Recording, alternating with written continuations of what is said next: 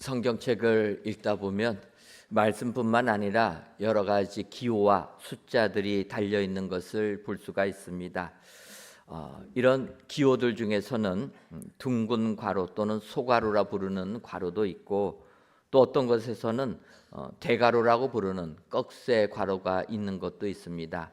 사실 이렇게 조그마한 숫자로 각주 달아놓은 것은 성경의 본문의 내용을 설명하는 거니까 우리가 그냥 이해가 되는데, 이렇게 괄호를 친 것들은 이게 어떤 의미일까?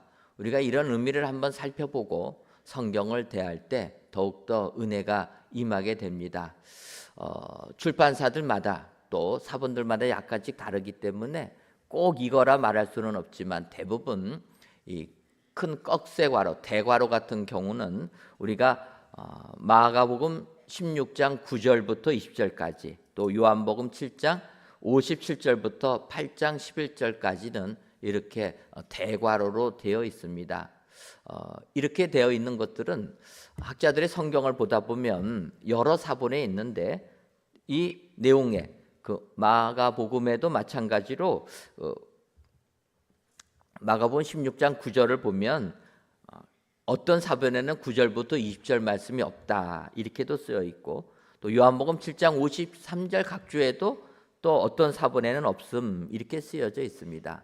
바꿔 말해서 대괄호로 표현한 부분들은 여러 교회의 사본 중에서 있는 것도 있고 없는 부분도 있는데, 학자들이 봤을 때 좀 더 오래전에 쓰여진 것들이 최근에 쓰여진 것보다는 원본에 가깝다 이렇게 생각이 들어서, 없는 사본들은 주로 오래된 사본이다 보니까 성경을 보면은 이 부분들은 후대에 첨가가 된 내용이구나 이렇게 학자들이 생각을 합니다. 그럼에도 불구하고 이렇게 내용을 적어 놓은 것은, 이런 내용은 우리가 알게 되면 은혜가 넘치기 때문에 그냥 살려둔 부분이라는 겁니다. 요한복음 8장 같은 경우는 가늠한 여인에 대한 내용 아닙니까? 이런 거는 우리가 알아두면 더욱더 은혜가 된다. 그래서 원본에는 없는 것 같지만 그래도 알면 은혜가 돼서 살려두었다 이렇게 볼 수가 있습니다. 또한 이 소괄호라고 하는 원의 모양으로 된 가로가 치어져 있는 이런 부분들이 있습니다. 오늘 본문도 마찬가지고 시편이나 하박국서를 보게 되면 이렇게 가로가 쳐 있습니다. 특별히 시편과 하박국서에서는 셀라라는 단어를 언급할 때 괄호를 쳐놓은 겁니다. 이 내용들은 뭐냐면 성경의 원문에 그대로 있는 내용이라는 거예요. 있는 거지만 이 내용은 이 내용을 강조하다든지 아니면 설명하는 이러한 부분입니다. 특별히 시편과 하박국서에 나와 있는 셀라라는 그 가로 안에 있는 내용은, 이 셀라는 히브리어 뜻대로 보게 되면 들어올리다, 높이다 이런 의미가 있습니다. 그래서 시편을 우리가 읽을 때 시편은 하나님께 예배 드릴 때 부르는 내용입니다. 그래서 이런 부분은 좀 더 음을 높여서 읽어라 이런 의미일 수도 있고, 아니면 조금 속도를 높여라 이렇게 볼 수도 있다라는 겁니다. 그래서 시편과 하박국서에는 이렇게 가로로 되어 있어서 셀라가 있습니다. 우리가 성경을 교독할 때 그래서 이런 셀라를 할 때 이거를 읽어야 될지 안 읽어야 될지 고민하는 것 아닙니까?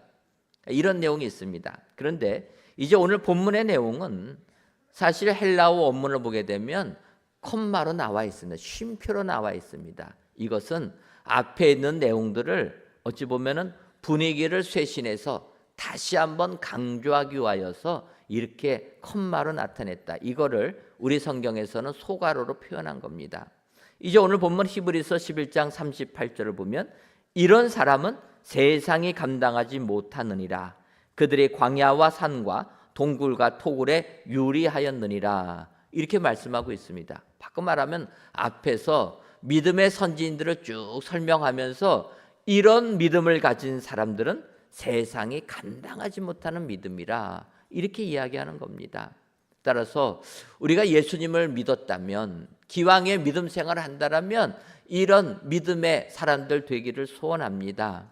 우리가 교회를 나와서 은혜 받을 때는 하나님이 내 곁에 계신 것 같다가 세상에 가서 여러 가지 시험을 당하게 되면 하나님이 내 곁에 안 계신다, 믿음이 흔들리는 갈대처럼 요동치는 믿음이 아니라 믿음이 확고하여서 반석 위에 세워진 믿음 같아서 흔들리지 아니하는 믿음, 이런 믿음이 세상이 감당하지 못하는 은혜의 믿음이 될 줄 믿습니다. 오늘 이 예배를 드리시는 저와 여러분들이 요동치는 믿음이 아니라, 흔들리는 믿음이 아니라 세상이 감당하지 못하는 확고한 믿음의 성도님들 다 되셔서 주님의 칭찬받고 세상 승리하시는 우리 은혜의 성도님들이 되시기를 주님의 이름으로 축원합니다.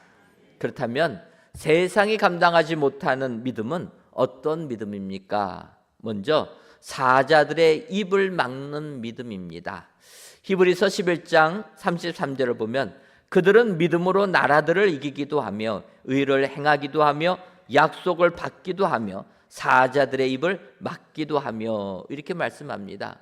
마지막 부분을 보게 되면 사자들의 입을 막기도 하며, 사자들의 입을 막는다 하니까 떠오르는 사람이 있지 않습니까? 다니엘이 떠오른다라는 거예요. 여러분, 다니엘은 어떤 사람입니까?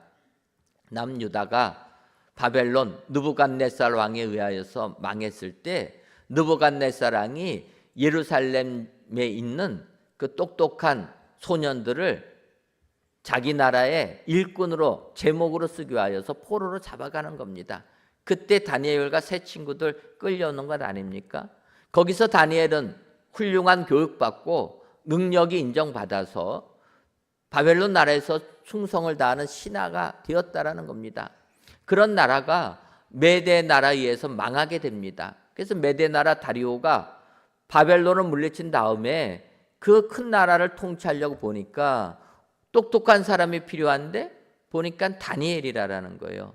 그래서 다리오 왕도 다니엘을 높게 쓰려고 합니다. 이 부분을 다니엘서 6장 3절을 보면 다니엘은 마음이 민첩하여 총리들과 고관들 위에 뛰어남으로 왕이 그를 세워 전국을 다스리게 하고자 한지라. 왕이 청명하고 민첩한 다니엘을 세워서 이 메대 나라를 다스리게 하려고 했다라는 겁니다. 그러다 보니까 메대 신하들이 이 다니엘을 시기했다라는 거예요. 그렇지 않습니까? 다니엘은 유대 사람입니다. 그런데 메대 나라 사람들이 이 다니엘의 지시를 받아야 되니까 메대 신하들이 기분이 상한 겁니다. 굴러온 돌이 박힌 돌을 빼냈다, 이렇게 생각하는 거예요. 그래서 어떻게 하든지 다니엘을 넘어뜨리려고 그의 부족한 것을 찾는데, 성경을 보면 다니엘이 충성되어 아무 그릇됨도 없고 아무 허물도 없었다. 그러니까 찾지를 못한 겁니다. 그러니까 그들이 어떻게 합니까? 다니엘은 유대인이기 때문에 하나님 섬기는 것 중에서 책망을 잡아서 그를 넘어뜨려야 되겠다 생각합니다. 그래서 그들이 다리오 왕에게 제안한 거예요.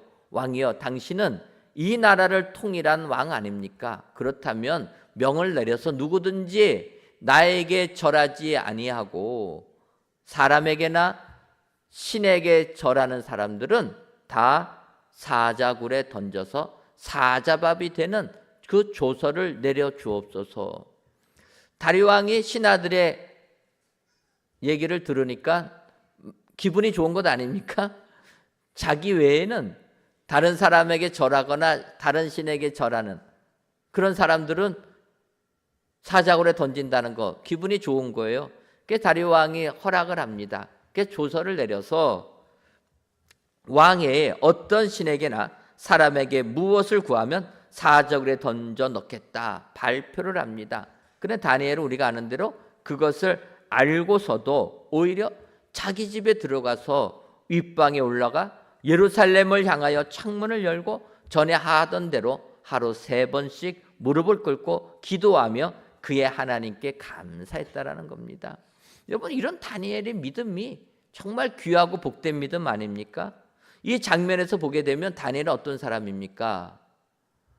왕에게 절하지 않고 다른 신에게 절하게 되면 사제밥이 된다라는 것을 알고도 기도했던 사람이 다니엘이라는 겁니다.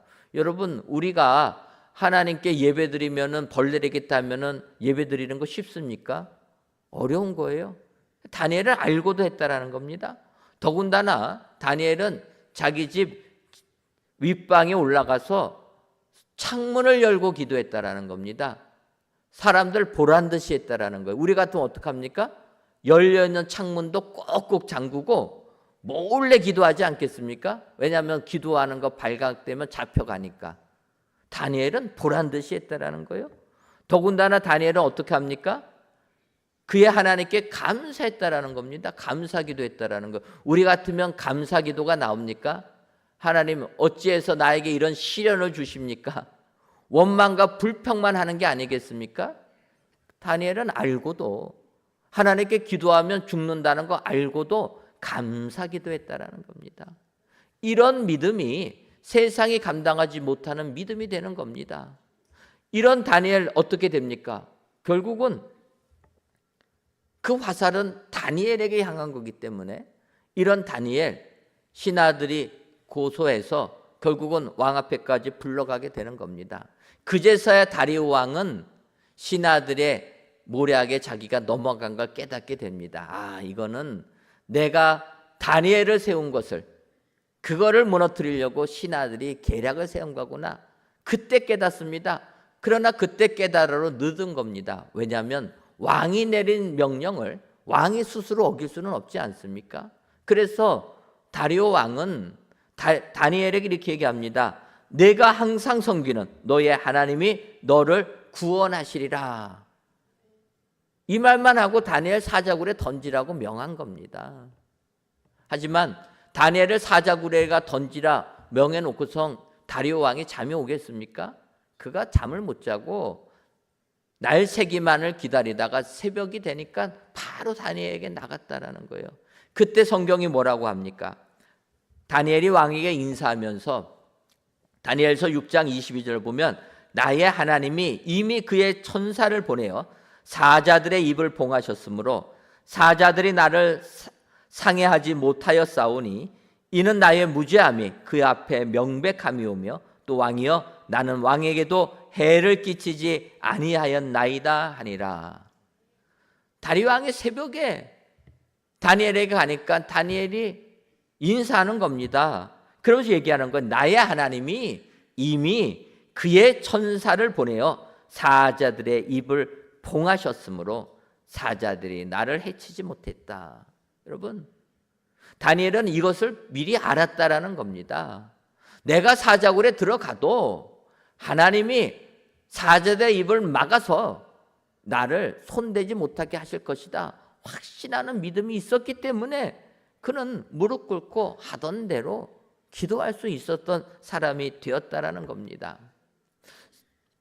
다니엘이 이렇게 고백할 때 믿음이 없는 사람들은 그렇게 반문합니다. 다니엘이 사자굴에 던져졌는데 사자들이 다니엘을 먹지 않은 이유는 사자들이 배가 불렀기 때문이다. 여러분, 믿음이 없는 사람들은 믿음의 눈으로 바라보지 못합니다. 세상 이치로 생각하는 거예요. 사자굴에 던져졌는데 사자들이 먹지 않는 이유는 무엇입니까? 동물이 먹지 않는 이유는 배부를 때만 안 먹습니다. 배가 부르면은 안 먹습니다. 하지만 배가 고프면 먹는 거예요. 그러니까 다니엘이 사자굴에 던져졌는데 사자들이 다니엘을 먹지 않은 이유는 사자들이 배가 불렀기 때문이라 그렇게 생각하는 사람이 있을 줄 알고 성경은 그 다음에 바로 설명하는 겁니다. 다니엘서 6장 24절을 보면 왕이 말하여 다니엘을 참수한 사람들을 끌어오게 하고 그들의 처자들과 함께 사자굴에 던져 넣게 하였더니 그들이 굴 바닥에 닿기도 전에 사자들이 곧 그들을 움켜서 그 뼈까지도 부서뜨렸더라. 여러분, 다니엘이 사자굴에서 이렇게 사자들의 입을 막고 살아났을 때 다리오 왕은 깨닫는 겁니다. 이것은 다니엘을 모함해서 다니엘을 죽이려고 한 신하들의 계략이었구나. 그래서 다리오 왕이 분노하여서 이런 건의를 한, 이런 계략을 꾸민 신하들 잡아오게 해가지고 그들을 사자굴에 던졌다라는 거예요. 그런데 이때는 어떻게 됩니까? 그들이 굴 바닥에 닿기도 전에 사자들이 곧 그들을 움켜서 그 뼈까지도 부서뜨렸더라. 사자굴에 갇혔던 사자들은 배고픈 사자였다라는 거예요. 그래서 그 다니엘 참수한 신하들 던지니까 땅에 닿기도 전에 잡아먹었다라는 것 아닙니까? 그런 사자들을 하나님이 천사를 보내어 그 입을 봉했다라는 겁니다. 이것이 바로 사자들의 입을 막는 믿음이라는 거예요. 우리가 이왕 예수님 믿었다라면 이런 믿음의 소유자 되기를 소원합니다.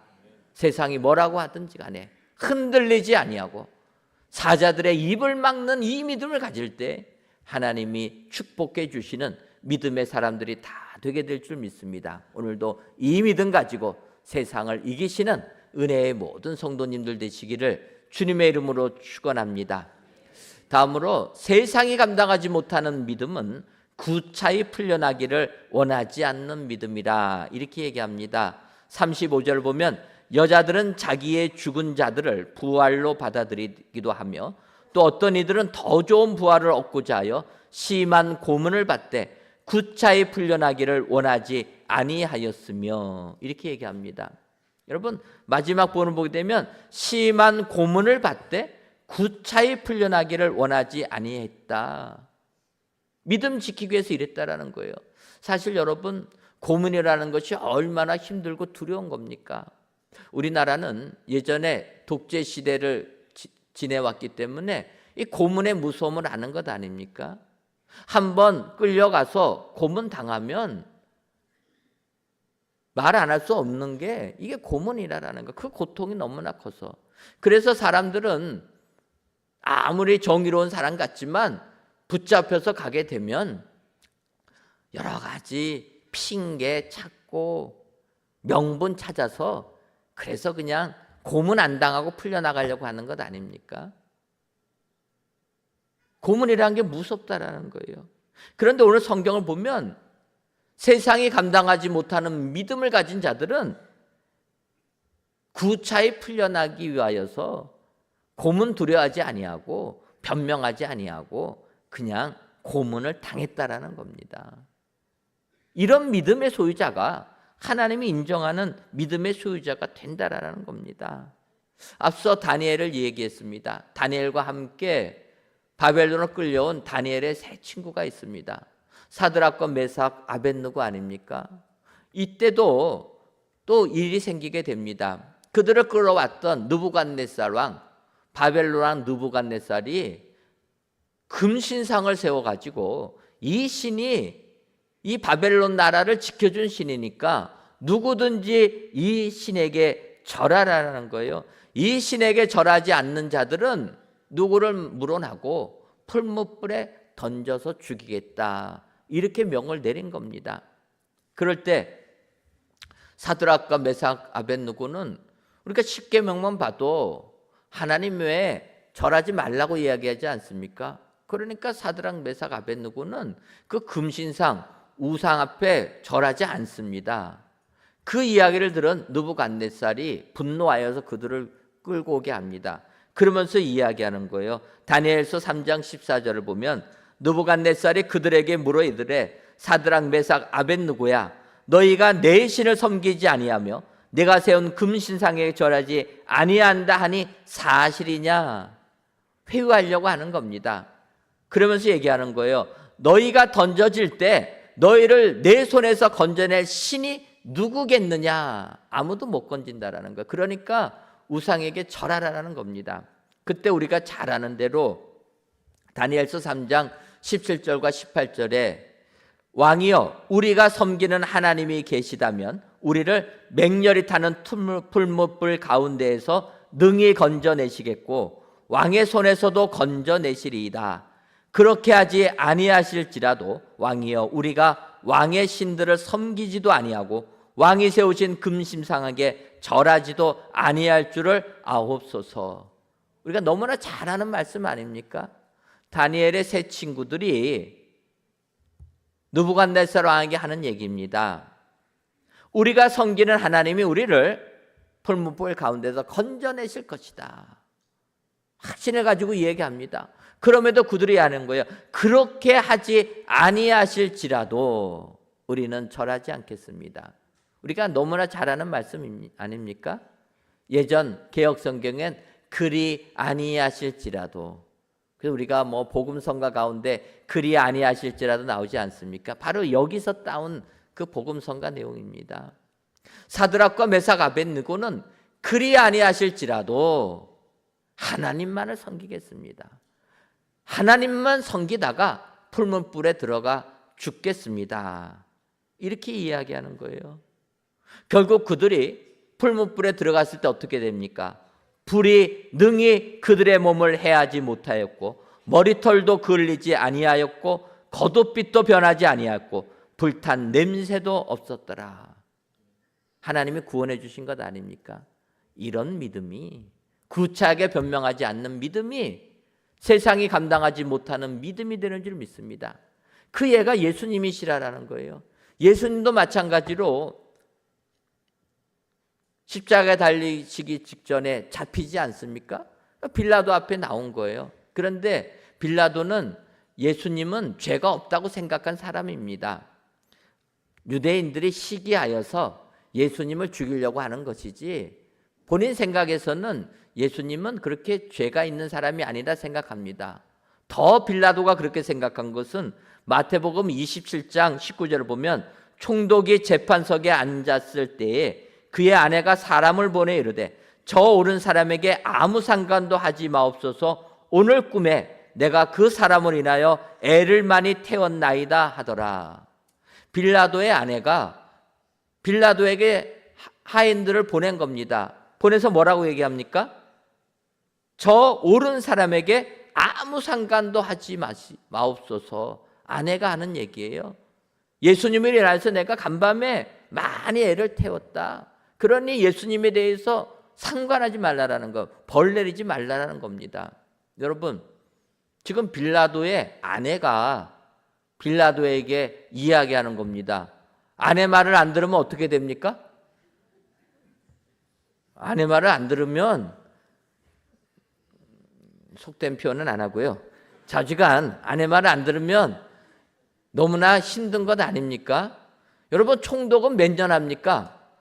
아내는 평생 가는 거예요. 몇 년 하는 총독하겠다고 아내 말 안 듣고 예수님 벌 내리면 빌라도의 남은 인생은 말 안 해도 보여지는 것 아닙니까? 그러니까 빌라도는 생각부터 이거는 유대인들의 시기다 생각했는데 아내의 언명이 나오는 겁니다. 그러니까 빌라도는 예수님 죽일 생각 초도 안 한 거예요. 그래서 이제 예수님께 질문을 하는데 예수님이 답을 안 하시는 겁니다. 내가 유대인의 왕이냐 물으면 내 말이 옳다. 다른 사람들이 얘기하면 절대로 바라지 않습니다. 그러니까 빌라도가 답답해서 나중에 얘기하지 않습니까? 도대체 당신은 어디에서 왔습니까? 궁금한 거예요. 그래도 대답을 안 합니다. 그때 요한복음 19장 10절을 보면 빌라도가 이르되 내게 말하지 아니하느냐? 내가 너를 놓을 권한도 있고 십자가에 못 박을 권한도 있는 줄 알지 못하느냐? 그렇게까지 얘기하면서 말하라는 거예요. 근데 예수님께서는 위에서 주지 아니하셨더라면 나를 해할 권한도 없느니라 하면서 말씀하지 않았다라는 거예요. 결국 예수님 구차하게 말하지 않습니다. 나는 그리스도다, 나는 유대인의 왕으로 이 땅에 왔다만 얘기하시고 결국은 십자가에 달려 돌아가셨다라는 거예요. 바로 이런 믿음이 세상이 감당하지 못하는 축복의 믿음이 되게 되는 줄 믿습니다. 마지막으로 세상이 감당하지 못하는 믿음은 유리하여 궁핍을 받는 믿음이라는 겁니다. 37절을 보면 돌로 치는 것과 톱으로 켜는 것과 시험과 칼로 죽임을 당하고 양과 염소의 가죽을 입고 유리하여 궁핍과 환난과 학대를 받았으니 얘기합니다. 여러분, 우리가 세상을 살 때 제일 힘든 게 무엇입니까? 궁핍한 것 아닙니까? 먹고 살 거 없을 때, 잠잘 곳 없을 때, 이게 제일 우리가 세상 살면서 어렵다라는 거예요. 믿음 생활하면서 물질이 없으면 참 힘들 때가 많습니다. 제가 교육 전도사 시절에 저희 부장 집사님이 계셨습니다. 부장 집사님을 임명을 받으니까 그분이 걱정하는 거예요. 전도사님, 제가 부장으로 임명을 받았는데 전도사님 아시는 것처럼 저는 농사 짓는 사람입니다. 농사 짓는 사람이 그래도 부장이 됐으면 교사들 1년에 한두 번 정도는 식사도 좀 내고 이래야 되는데 제가 무슨 돈이 있습니까? 제가 부장 집사에 일을 잘 감당하지 못하겠습니다. 그렇게 걱정하는 거예요. 이렇게 걱정하시면서 그래도 주님이 맡겨주었으니까 그 직분을 잘 감당하는 그 집사님이 어느 날 전 교사들을 초청한 거예요. 식사 대접하겠다고. 그래서 제가 깜짝 놀라서 여쭤봤습니다. 아니 집사님, 농사 지으면서 무슨 돈이 생겨서 이 교사들 식사를 대접하십니까? 했더니 하는 얘기가, 목사님, 제가 기도했더니 하나님께서 올해 상추값을 몇 배로 늦게 해줘가지고 그래서 제가 그냥 상추 팔았는데 예전보다 몇 배 더 많이 이익이 남겨서 이거는 교사들 대접하라는 하나님의 뜻이라 생각하고 이렇게 교사들 대접하는 겁니다. 여러분, 교회를 할 때에도 물질이 없으면 참 힘든 거예요. 어려운 겁니다. 하지만 믿음의 사람들은 그거를 받아들여야 된다는 겁니다. 오히려 유리하는 삶을 택해야 된다는 거예요. 물질이냐 하나님이냐 선택의 기로에 섰을 때 하나님을 택하라는 겁니다. 이것이 세상이 감당하지 못하는 믿음이라는 거예요. 우리가 믿음의 조상 하면은 아브라함을 얘기합니다. 아브라함 정말 믿음의 조상, 그 훌륭한 사람인데 그 아브라함이 이렇게 믿음의 조상으로 인정받을 수 있었던 것을 보게 되면 창세기 12장 1절에 이렇게 얘기합니다. 여호와께서 아브라함에게 이르시되 너는 너의 고향과 친척과 아버지의 집을 떠나 내가 내게 보여줄 땅으로 가라 하니까 아브라함이 갔다라는 것 아닙니까? 그런데 사실 창세기 12장에 아브라함이 갔을 때는 우리는 아브라함은 갈대아 우르에서부터 약속의 땅으로 간 사람이라 생각하지만 창세기 12장 1절에 나왔던 이 부분은 하란에서 가나안으로 간 부분이라는 거예요. 그래서 우리가 창세기 11장 31절을 보면 이렇게 나와 있습니다. 데라가 그 아들 아브람과 하란의 아들인 그의 손자 롯과 그의 며느리 아브라함의 아내 사레를 데리고 갈대아인의 우르를 떠나 가나안 땅으로 가고자 하더니 하란에 이르러 거기 거류하였으며 이렇게 나와 있습니다. 이 부분을 보게 되면 아브라함이 갈대아 우르를 떠날 때는 그의 아버지 데라에게도 이야기하셨다라는 거예요. 그래서 데라와 아브라함 다 하나님의 말씀을 들어서 갈대아 우르를 떠난 겁니다.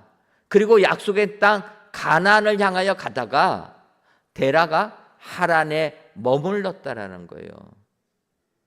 그러니까 데라는 하나님의 약속의 말씀을 받아서 갈대아 우르르까지는 떠났지만 이 유리하는 삶, 나그네의 삶, 떠돌의 삶이 힘들다 보니까 약속의 땅 가나안까지 이르지 못하고 하란에 머무르고 말았다라는 겁니다.